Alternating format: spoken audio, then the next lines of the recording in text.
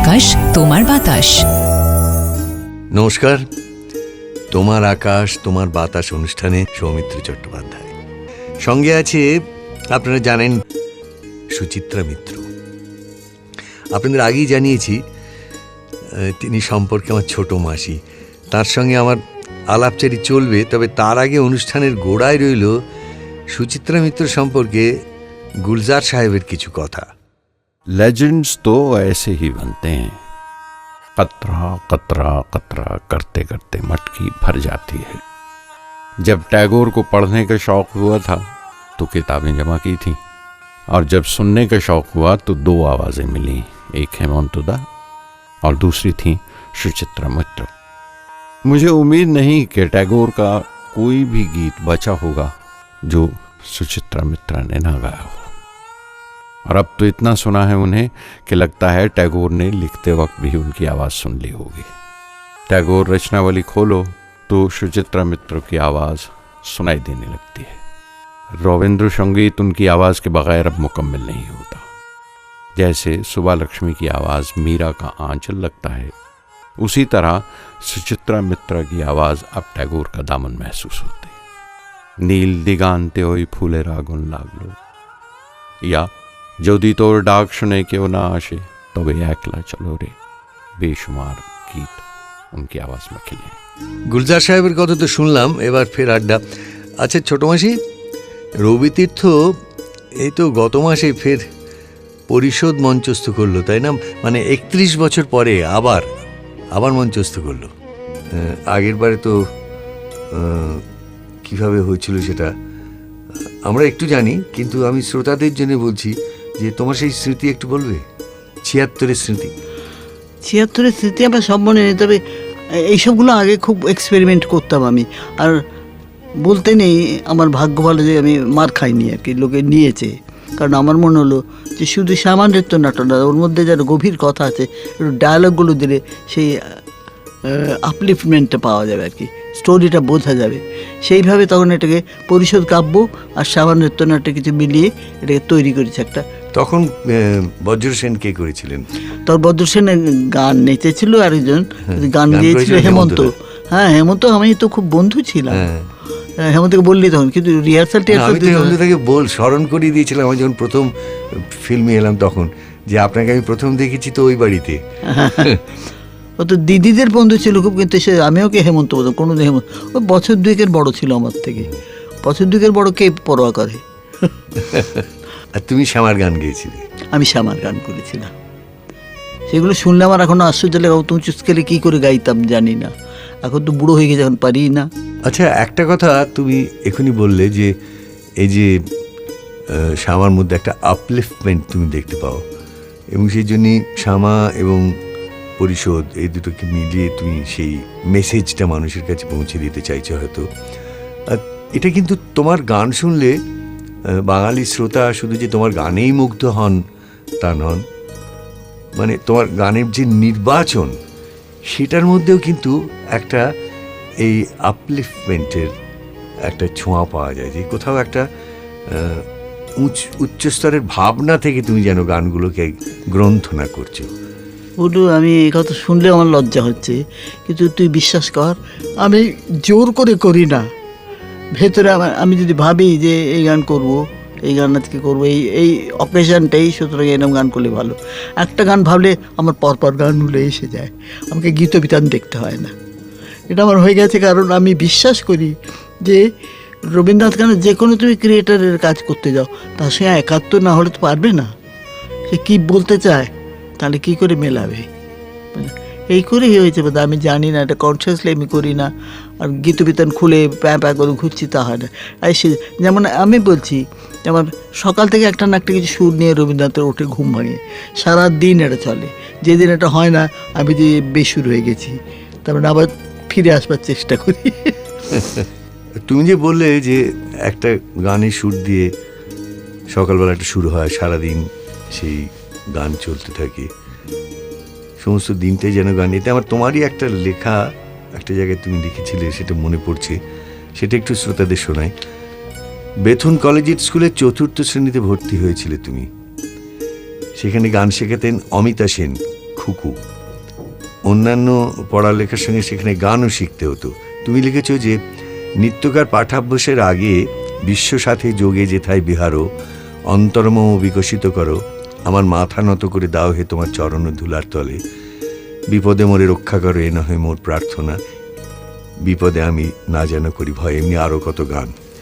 তখনকার অপরিণত হৃদয়ে এইসব গানের কতটা উপলব্ধ হতো বলা শক্ত। তবু এই গানের পর যখন দিনের কাজ শুরু হতো, কেমন জানি এক সুন্দর সুরে মন ভরে থাকতো। মনে হতো যেন সারা দিনটাই একটা গান। ঠিক কথা।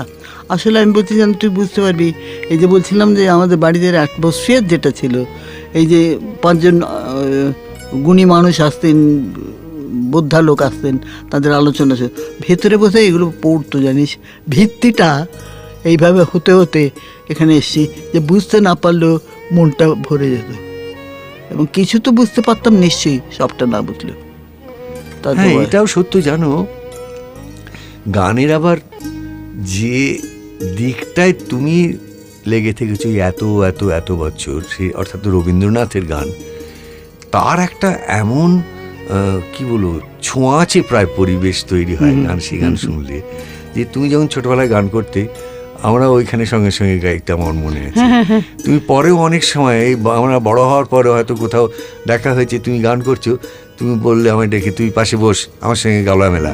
ওই তো আমার মোটো তাই বলেছিলাম, গান দিয়ে লোকের হৃদয় জয় করা যায়, ডেকে যত কাছে নেব তত আমার জয়। সেই তো আমার জামিনে রবীন্দ্রনাথের জয়, শেষ পর্যন্ত তারই জয়, তো তারই আকাশ তারই বাতাস।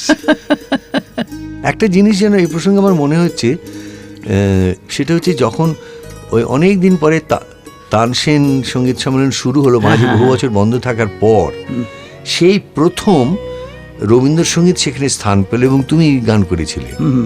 তোমাকে দিয়ে সেটি শুরু হয়েছিল এবং তুমি করেছিলে। ওদিকে রাগ প্রধান বা রাগাশ্রিত রবীন্দ্রনাথের গান গিয়েছিলেন রমেশ। হ্যাঁ, এটা আমার মনে আছে, সে আমি শুনেছিলাম। আমরা তখন ফুটপাতে বসে তাই আমাদেরও একটা সময় ছিল ফুটপাতে বসে। হ্যাঁ, কেন পয়সা কড়ি থাকতো না তো ভেতরে ঢোকার মতো, ভেতরে ঢুকতো। হ্যাঁ, এই যে জিনিসটা, যে রবীন্দ্রসঙ্গীত যে একটা উচ্চাঙ্গের সঙ্গীত, এটা একদিক থেকে কিন্তু ক্লাসিক্যাল মিউজিক কনফারেন্স ওইভাবে প্রথম স্থান পেল। ঠিক। আর একটা জিনিস আমার মনে হয়, এটাও আমার ব্যক্তিগত অবজারভেশন, সেটা হচ্ছে যে আমি অনেক সময় অনেক অবাঙালি ভারতীয় গায়িকাকে রবীন্দ্রনাথের গান এমনকি তাদের ভাষায় কখনো কখনো বাংলা ভাষায় গাইতে শুনেছি। মহারাষ্ট্রীয় সঙ্গীত শিল্পী কিংবা দক্ষিণ ভারতীয়, এবং সেটা শুনে এত অসাধারণ তারা গান করেন, সেগুলো তারা ফ্যাশন থেকে রবীন্দ্রসঙ্গীত অসম্ভব ডিভোশন আছে বলেই করেন। হ্যাঁ, ডিভোশন আছে বলেই তারা খুঁজে রবীন্দ্রনাথের গানে এইভাবে আসছে। ভাষাটাকে দখল করেন, সুরটাকে দখল করেন, স্টাইলটাকে তো দখল করতে হবে। আমার একটা মনে পড়লো কথা এই সম্পর্কে, একটু চট করে বলিনি জানিস। এই Manmathanath Ghosh all Bengal music conference, যেটা সেটা প্রথম যখন শুরু হলো, আমি চান্স পেয়েছিলাম, গান করতে বলেছিলেন। তা আমি গিয়েছি, গান করছি, গিয়ে শোনো বড় গোলাম আলী খাঁ আছেন, বেগম আখতার আছেন। আমার একটু ভয় যে করলো না তা না, তবে বয়সটা কম তো তখন, আর তো ভয় না। এখন হলে তো যেতাম না ভয় চোটে। তা করে দিলাম, গান করে দিতে গোলাম আলী আমাকে জড়িয়ে ধরলেন বুকে, যে বেটি কি গাইলে তুমি। বেগম আখতারও তাই। গোলাম আলী তো বললেন, মানে ওরা যখন বলছেন এ কথা, আমি ভাবছি এটা তো আমার কিছু না, এটা রবীন্দ্রনাথের প্রাপ্য। না, তোমারও নিশ্চয়ই প্রাপ্য।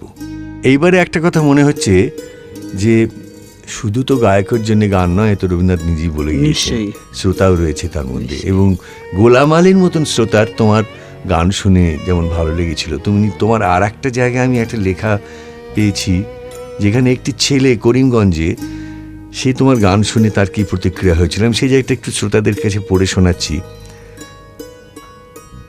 আর করিমগঞ্জে সেই ছেলেটি ঘণ্টা চারে গান শোনার পর, সেই ছেলেটি, he will not be more than 16, at best 17, আমার পায়ের উপর পড়ে ছেলেটির ছেঁকে কান্না। ওর কোথাও একটা লেগেছিল, ওর কোনো একটা তন্ত্রী নাড়া খেয়েছিল। ওকে ধরে তুলি, চোখের জলে বুক ভেসে যাচ্ছে। ওর যে কি যন্ত্রণা, কোথায় বেদনা, এক্সপ্রেস করতে পারছে না, শুধু জল অঝরে, সে শুধু কেঁদে চলেছে। এইরকম তো সে বড় গোলা মানে নয়, সে একজন সাধারণ শ্রোতা, কিন্তু এই সংবেদনশীলতায় যে তুমি একটা নাড়া দিতে পেরেছিলে, এটা ভাবলে কীরকম লাগে? বাবা, আমি ভাবি না যে আমি নানা, আমি এটা মানে বয়ে বেড়াচ্ছি, আমি বহনকারী। তাই রবীন্দ্রনাথ কিছু একটা আছে যেটা মানুষের মনকে দখল করে, যে মানুষের যদি মন থাকে। তুমি জানো, আমি তোমার মানে কাছে আমি খুব বিনীতভাবে বলছি, আমি যখন রবীন্দ্রনাথের কবিতা আবৃত্তি করি, আমি কিন্তু কখনো ভাবি না মানুষকে আমি এইভাবে মুগ্ধ করবো বা করবো বা। নিশ্চয়ই না।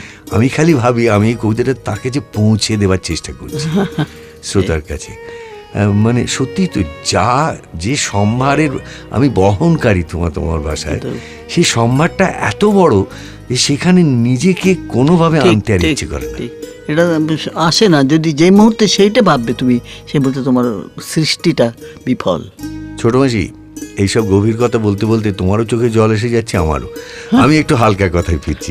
আচ্ছা, আমি তো অনেক রবীন্দ্রনাথের গল্পের ছবি যেসব হয়েছে, অনেকগুলোর মধ্যেই তো আমি অভিনয় করেছি। তুমি তার কোনোটা কি দেখেছো? এবং দেখে তো তোর ছবি আমি সবসময় দেখি। তুই কেন আমার সঙ্গে এরকম করছিস?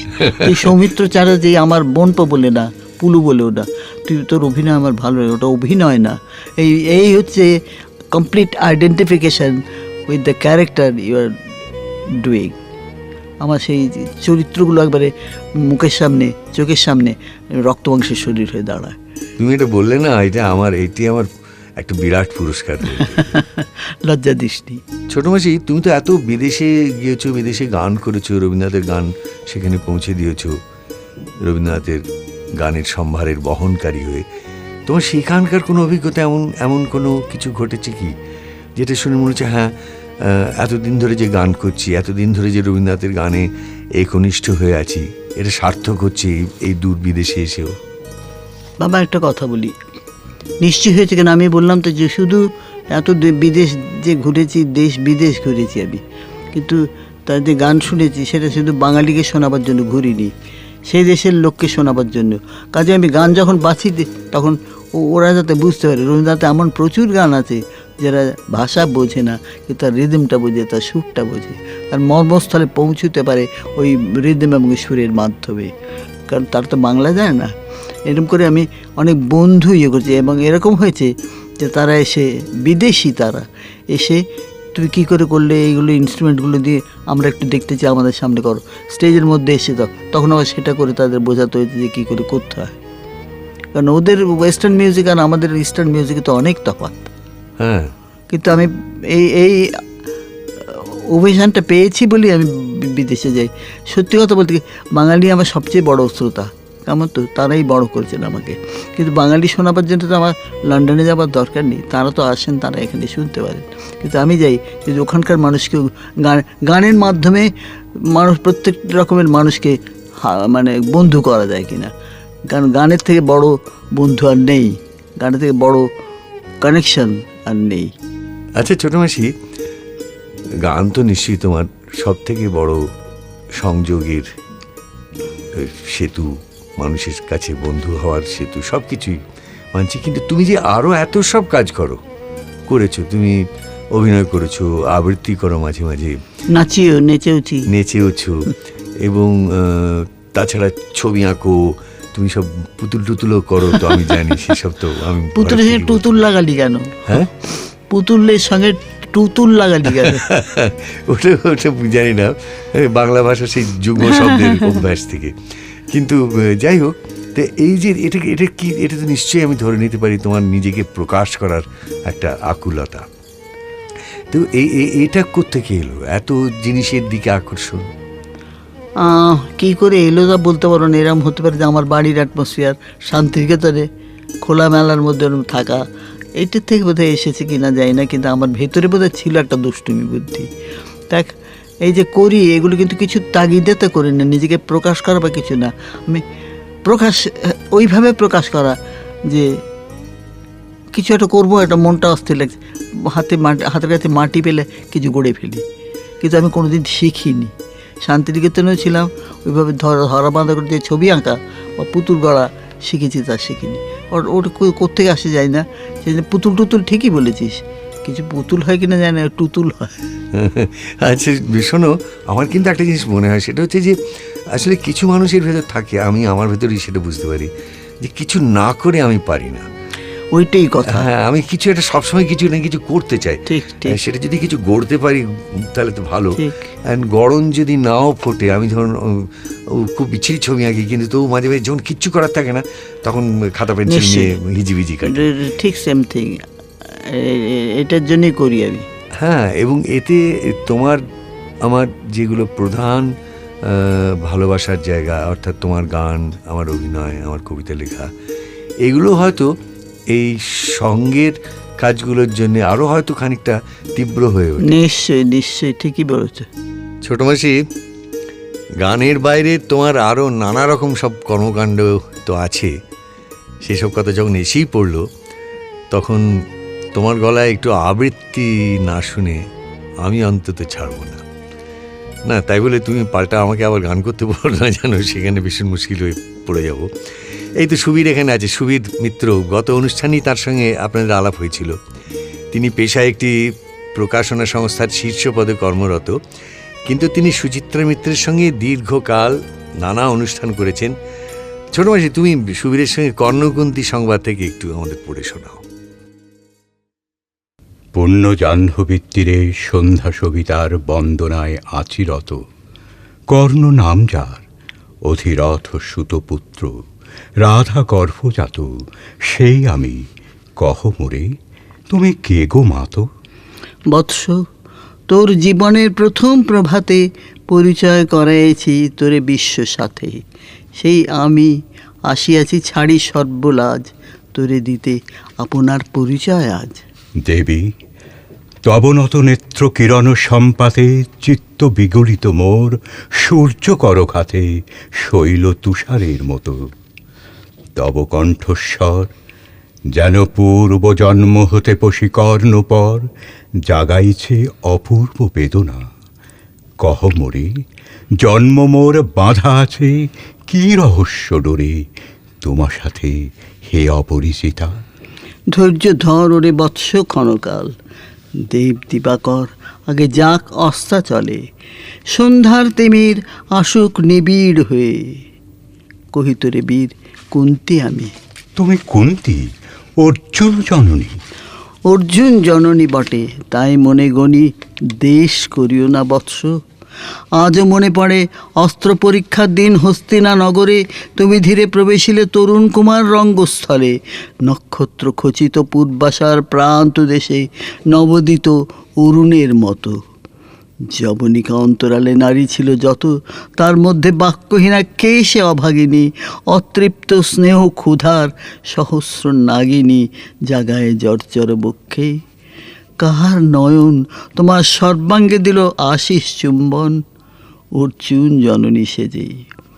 যাবে কৃপ আসি তোমার পিতার নাম শুধালেন হাসি, কহিলেন রাজকুলে জন্ম নহে যার, অর্জুনের সাথে যুদ্ধে নাহি অধিকার।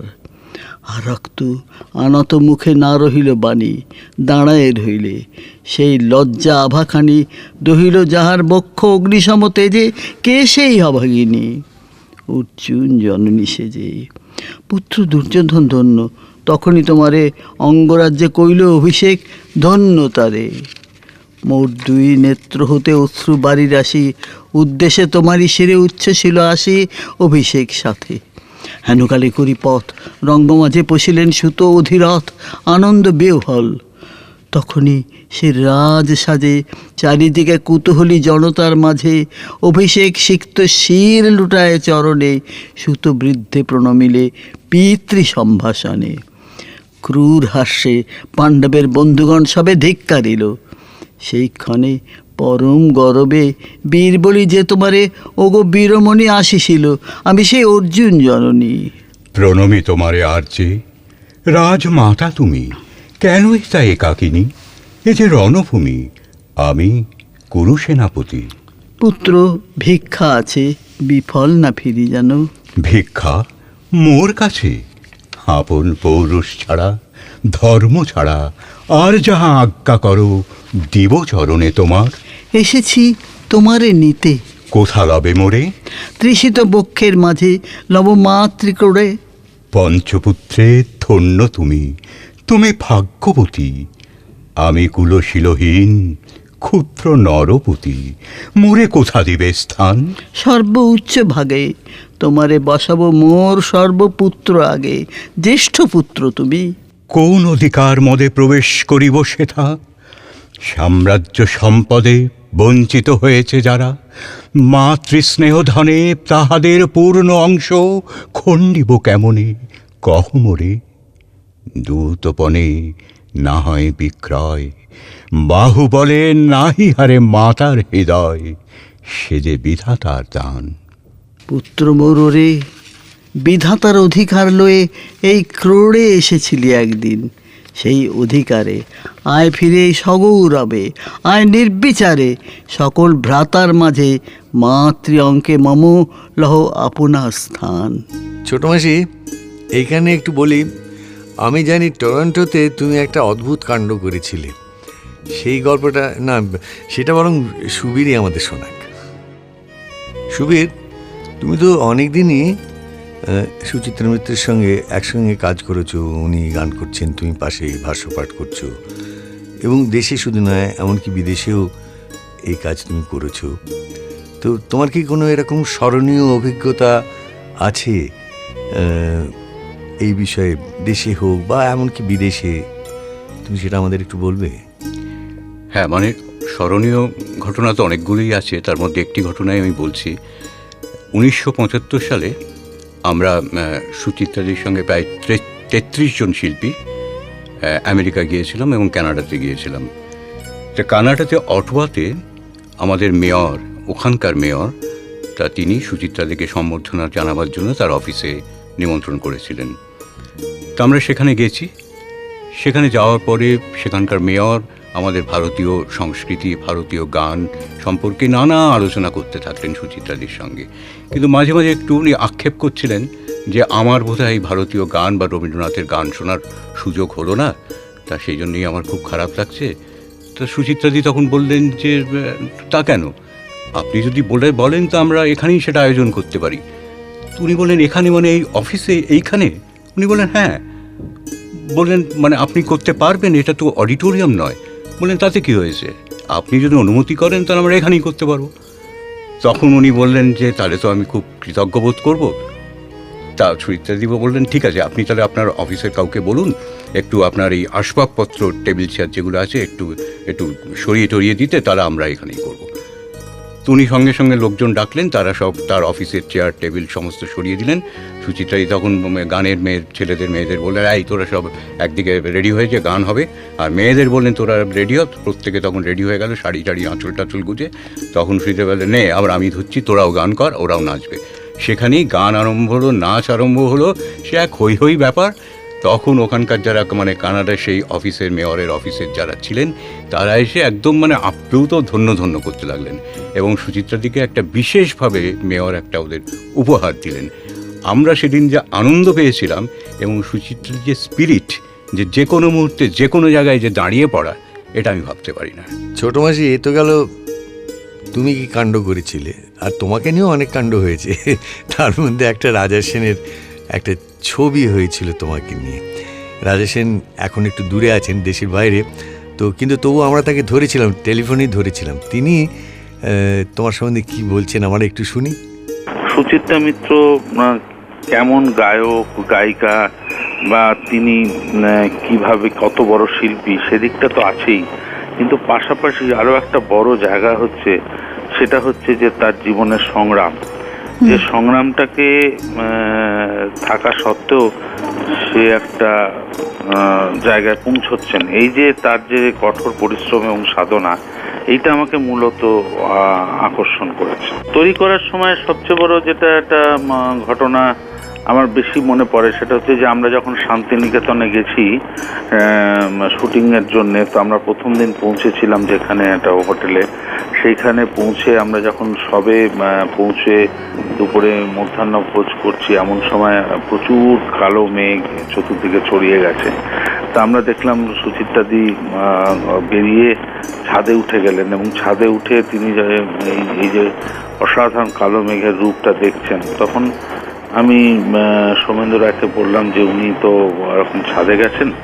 তো দাদা ও সৌমেন্দ্র রায় চিত্রগ্রাহক, তিনিও উঠে গেলেন, উঠে ক্যামেরাটা নিয়ে ছাদে চলে গেলেন, এবং তারপরে ওনার সেই ছাদে অসাধারণ মেঘের দৃশ্য আছে, সেখানে তার ওই দৃশ্য উপভোগ করতে করতে গান গেয়ে ওঠা, ন্যাচারাল একটা গান গেয়ে উঠছেন, এবং গান গাওয়ার পরে তার পরবর্তীকালে ঝড় বৃষ্টি তার মধ্যেও উনি গান গাইছেন, এবং সেটা চিত্রগ্রাহক সৌমেন্দ্র রায় সম্পূর্ণ তোলেন। এবং সেই দৃশ্যটা আমাদের চিত্রনাট্যে ছিল না, কিন্তু এটাই যে একটা স্বাভাবিক শিল্পীর যে স্বাভাবিক ওনার জীবনটা যে কত শিল্পময়, এবং উনি যে কিভাবে প্রকৃতিকে ভালোবাসেন এবং নিজস্ব একটা তাড়নায় একটা জায়গায় গিয়ে সে মেঘ বৃষ্টিকে তিনি উপভোগ করে যে গান গেয়ে ওঠেন, এরকম একটি অসাধারণ দৃশ্য আমি তুলতে পেরেছিলাম।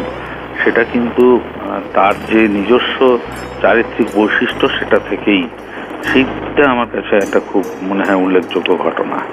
আমি যখন প্রথম শুনলাম যে কলকাতার প্রথম মহিলা শেরিফ হচ্ছেন সুচিত্রা মিত্র, তখন আমি খুব খুব মজাও লেগেছিল, খুব আনন্দও হয়েছিল। তোমার কিরকম লেগেছিল যখন তোমাকে শেরিফ নির্বাচন করা হয়? শেরিফ বললি তুমি, ওটা তো পুলিশের পদ। তোমার কিরকম লেগেছিল? দেখ, আমার একটু ভয় যে হয়নি তা না, যে প্রথম আবার মহিলা শেরিফ, তো কিন্তু আমি ভাবলাম কিছু একটু করবো, তো আমি একটু সোশ্যাল ওয়ার্ক কিছু করেছিলাম। তা বিভিন্ন জেল টেলে ঘুরতাম, তারা আমার জন্য এন্টারটেন করতো, আমাকে এন্টারটেন করার জন্য গান বাজনারা, তাদের দেখলে বুঝতে হতো না যে তারা কেন জেলে আছে, কারণ আমাদেরই মতো চলাফেরা করছে তারা। কিন্তু এটা এক্সপিরিয়েন্স। তুমি যখন সেই সব জেল ঘুরতে যেতে, বেড়াতে যেতে, তাদের গান টান শুনেছো? হ্যাঁ, ওই তো বললাম, তারা এন্টারটেন করার জন্য। তুমি তাদের গান শুনিয়েছো? তাদের গান আমি শুনেছি, আমি শোনাইনি তাদের গান। আচ্ছা আচ্ছা। কারণ আমি ভেবেছি যে ওরা বন্ধ হয়ে থাকে এর মধ্যে, আমি কেন গান শোনাবো, দরকার হলে ওরা তো শুনতেই পারে, আমি ওদের গান, ওদের একটু মানে উৎসাহ দিলাম, ভালো লাগতো, খুব খুব ভালো।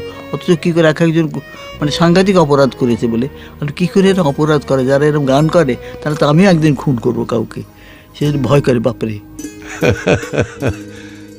আচ্ছা, একটা অবধারিত প্রশ্ন আমাদের এই তোমার আকাশ তোমার বাতাস অনুষ্ঠানে হয়, অতিথিকে আমি করে থাকি, যে তার কিছু প্রিয় রবীন্দ্রনাথের গান, কিন্তু তোমাকে সে কথা মতো জিজ্ঞেস করতেই হাসি পাচ্ছে, কেন তোমার সারা জীবনটাই তো রবীন্দ্রনাথের গান, তোমার সকাল থেকে রাত্রির রবীন্দ্রনাথের গান, সেখানে আলাদা করে এই 2000 গানের মধ্যে কোন গানগুলো তোমার প্রিয়, এটা তো আমি ভাবতেই পারি না। তোমার এটা যে ঠক বাজতে গাঁ উজাড় হয়ে যাবে। ঠক বাজতে গাঁ উজাড় হয়ে যাবে। সেই জন্য তোমার ক্ষেত্রে আমার আর একটা অন্য জিনিস জানতে ইচ্ছে করছে, হয়তো সেটা শ্রোতাদেরও কৌতূহল হবে, যে সুচিত্রা মিত্র কী ধরনের গান ভালোবাসেন। সেই থেকে আমি বলছি, তো আমি যেমন জানি আমার ব্যক্তিগত অভিজ্ঞতা থেকে যে তুমি শচীন দেব বর্মন, শচীন কর্তার গান খুব ভালোবাসতে, তেমনি অন্য কোন কোন আমার আমার আমার নিজের যেমন মনে হয় যে একজন জাত সঙ্গীত শিল্পী, তার সব জাত গানই ভালো লাগে। ঠিক বাবা, ঠিক ঠিক, তাই নয় কি? ঠিক। তো তোমার সেরকম কোন কোন ধরনের গান ভালো লাগে, বা কাদের কাদের গান? দেখ, রবীন্দ্রনাথের ভেতরে যেতে গেলেই মুশকিলে পড়ে যাবো, কারণ ঠক বাজতে সত্যি গান উজাড় হয়ে যাবে। না না, কথা হচ্ছে শুধু রবীন্দ্রনাথ এক পেশের দৃষ্টিভঙ্গি নয় আমার। ভালো গান শুনলে আমি তো ক্লাসিক্যাল গান শুনতে ভীষণ ভালোবাসি, ওয়েস্টার্ন ক্লাসিক্যাল মিউজিক, আমাদের ইস্টার্ন ক্লাসিক্যাল মিউজিক আমি ভালোবাসি খুব, কাজে এটার মধ্যে তো ইয়ে নেই। আর কথা হচ্ছে ভালো গান হলে সে যে কোনো গানই হোক, এমনকি তুই শুনলে হয়তো অবাক হবি, সারেগামা যে একটা প্রোগ্রাম করে টিভিতে, নানা রকমের গান হয়, খুব ভালো লাগলো। কালকে না কবে যে শুনছিলাম, তার মধ্যে একজন রবীন্দ্রনাথের গান করলো, যেটা চেষ্টা করছে অসম্ভব ভালো। তা আমার সে ভালো গান শুনলেই ভালো লাগে বাবা, শুধু সুরে তালে না, কিন্তু তার মধ্যে একটা মজা থাকে, আর তুলছে তারা, কষ্ট করে তুলছে, সেটা that is something, that is an achievement. আচ্ছা ছোট মাসি, তোমার সঙ্গে যে পোপ জন পল দ্বিতীয় দেখা হয়েছিল, সেই অভিজ্ঞতাটা কি? ও সাংঘাতিক, বলো নাই, আমার শুনে এখনই গায়ে কাঁটা দিচ্ছে। আমি যখন বললাম, তখন আমার ভয় ডর কিছু ছিল না, আমি পোপকে তো দেখতে পাবো সামনের থেকে, তো খুশি। সেন্ট জেভিয়ার্স কলেজে হয়েছিল গ্রাউন্ডে, সেইখানে গিয়েছিলাম, তারপর গান করলাম, তো উনি এত খুশি হলেন, সেই ছবি আমার এখনও রয়েছে, হাতটা ধরে আমার, তারপরে ওই যীশু খ্রিস্টের মূর্তিটা যে চেনগুলো, এমব্লেম যেটা ঝোলে, হ্যাঁ, সেটা গলায় পরিয়ে দিলেন, সেটা আমি ভীষণ ভালোবাসি। প্রায় কারণ সত্যি কথা বলতে কি, আমার যীশু খ্রিস্ট আর গৌতম বুদ্ধকে ভীষণ ভালো লাগে, তারা আমার গুরু এক হিসেবে। সুতরাং আমি এটা যখনই চান্স পাই তখন পড়ে বেরোই।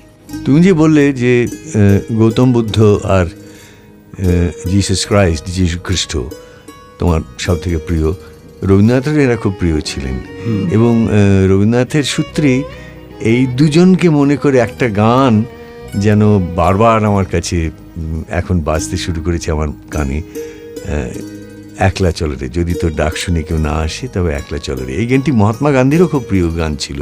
ঠিক। সেই গানটা সম্বন্ধে তোমার কি কোনো কিছু স্মৃতি আছে? সেই গানের স্মৃতিটা, এটা আমি যখন রেকর্ড করি তখন মহাত্মা গান্ধী সবে মৃত্যু হয়েছে, ওটা ওর খুব ফেভারিট গান ছিল। সেই হিসেবে আমি এটা রেকর্ড করি ওকে। ইট ওয়াজ মানে একটা ট্রিবিউট। হ্যাঁ, ট্রিবিউট টু গান্ধী। আড্ডা থেকে আমরা আবার একটু সরব, তার কারণ এবার আপনাদের জন্য নিয়ে আসবো শোভন সোম। বহুবিদ্যায় পারদর্শী শোভন সোম বলবেন সুচিত্রা মিত্রের গানের বিশেষত্বটা কোথায়। এখন আমি যেটা বলবো যে সুচিত্রাদি 1948-এ একটা ঘটনা ঘটেছিল। প্রথম ঘটনাটি হলো যে সুচিত্রাদি রেকর্ড করেছিলেন আমার সোনার বাংলা আমি তোমায় ভালোবাসি, কিন্তু তখনও কিন্তু বাংলাদেশ তো দূরস্থ, সুতরাং এটি একটা সাধারণ বেসিক রেকর্ড হিসেবে তিনি গিয়েছিলেন। সেই যে আমার সোনার বাংলা আমি তোমায় ভালোবাসি সুচিত্রাদি গাইলেন, ওটি কিন্তু ইন্দিরা দেবী চৌধুরানীর করা স্বরলিপির সঙ্গে মিলল না। আসল কথা হচ্ছে যে স্বরলিপিটা কিছুটা যান্ত্রিক, ওর মধ্যে একটা সুর থেকে আরেকটা সুরে যেতে এই যে ভারতীয় সঙ্গীতে যে লেগাটো, গড়িয়ে যাওয়ার ব্যাপারটা, আমরা তো স্ট্যাকাটো গাই না, কেটে কেটে গাই না, যে লেগাটো গড়িয়ে যাওয়ার ব্যাপারটা, তখন কোন স্পর্শে সুর কোথায় কি লাগবে সেটা কিন্তু গায়ককে তৈরি করতে হয়, সবসময় যে গুরুমুখী করলে হয় না। তো সুচিত্রাদি গান এই জন্যে স্বরবিতানে যে স্বরলিপি আছে তার সঙ্গে কিন্তু মেলেনি, কারণ সেই স্বরলিপি ঠিকমতো তোলা যায় না। সুতরাং তার যে মডিফিকেশন, যে নিজের স্বর দিয়ে সুচিত্রাজি যে করেছিলেন সুচিত্রাদি, সেটা পরবর্তীকালে বিশ্বভারতী গ্রহণ করেছিল, এবং শান্তিদা সেই সুচিত্রাদির ডিস্ক থেকে কিন্তু সেটা স্বরলিপি তুলেছিলেন, এবং স্বরবিতানে একই সঙ্গে ইন্দিরা দেবীর করা সুরটি রয়েছে এবং সুচিত্রাদির করা সুরটি রয়েছে। 48 সালে আরেকটা ঐতিহাসিক ঘটনা ঘটে, যে পরবর্তীকালে তো সোনার বাংলা বাংলাদেশের জাতীয় সঙ্গীত হলো, সেই সুচিত্রাদির রেকর্ড থেকে ওই সুরটাকেই প্রামাণিকভাবে গৃহীত। 48 সালে আরেকটা ঘটনা ঘটলো, যে স্বাধীন ভারতে জনগণ মন অধিনায়কও গাওয়ানো হলো। যারা গিয়েছিলেন তাদের মধ্যে ছিলেন জগন্ময় মিত্র, দ্বিজেন চৌধুরী, দেবব্রত বিশ্বাস, নিহার বিন্দু সেন, কনক বিশ্বাস বা কনক দাস, সুপ্রীতি ঘোষ, গীতা নাহা আর সুচিত্রাদি, যেটা জাতীয় সঙ্গীত হিসেবে গৃহীত হয়েছে। অর্থাৎ একই বছরে দুটো দেশের দুটো জাতীয় সঙ্গীতের যে ডিস্ক করার গৌরব, সেটা তো অসামান্য গৌরব। পৃথিবীর কোনো গায়ক বা গায়িকা এই গৌরব দাবি করতে পারেন বলে আমার মনে হয় না। আমরা আবার কিন্তু একটু আড্ডায় ফিরছি। আচ্ছা ছোট মাসি, আমি যদিও সাংবাদিক নই, কিন্তু একটা সাংবাদিক সুলভ প্রশ্ন তোমাকে আমার করতে ইচ্ছে করছে। ধরো তোমার এই সুদীর্ঘ জীবন রবীন্দ্রনাথের গান নিয়ে কাটানোর পর আজকে একদিন কোনো এক অলৌকিক জাদুর ছোঁয়ায় কোনো ভোরবেলায় বা কোনো প্রদোষে বা কোনো নিশীত রাত্রে হঠাৎ রবীন্দ্রনাথ এসে তোমার সামনে দাঁড়ালেন এবং বললেন যে সুচিত্রা, তুমি কি বর চাও, তুমি কি বর চাইবে? আমি প্রথম কথাই বলতে পারবো না। আমি বললাম আপনি আমাকে ছেড়ে যাবেন না।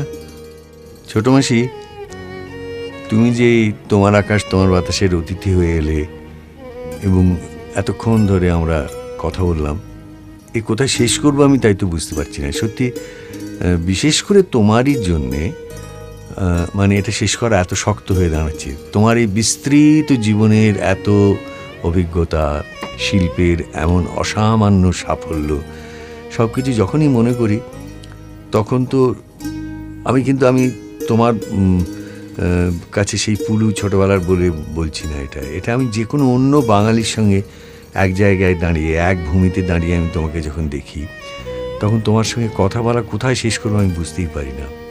আমি সেই জন্যে নীরেন্দ্রনাথ চক্রবর্তী, প্রসঙ্গত ওর জন্মদিনের তারিখও তোমারই সঙ্গে একই তারিখ, 19শে সেপ্টেম্বর। উনি একটা তোমার উপরে কবিতা লিখেছিলেন, তোমার উপর অনেকেই তো লিখেছেন, সে সুচিত্রার জন্য বলে। আমি সেইটে পড়ে তোমাকে শোনাচ্ছি, শ্রোতাদের শোনাচ্ছি, তারপর যদি তোমার কিছু বলার থাকে তুমি তাই বলে শেষ করো। সুচিত্রার জন্য। আকাশ যখন চক্ষু বোঝে অন্ধকারের শোকে, তখন যেমন সবাই খোঁজে সুচিত্রা মিত্রকে, তেমন আবার কাটলে আধা, সূর্য উঠলে ফের আমরা সবাই খোঁজ করি কার? সুচিত্রা মিত্রের। তাঁরই গানের জ্যোৎস্না জলে ভাষায় জীবনখানি, তাই তো তাকে শিল্পী বলে, বন্ধু বলে জানি। কিছু বলবার নেই, আমি তো কাঁদছি, দেখ।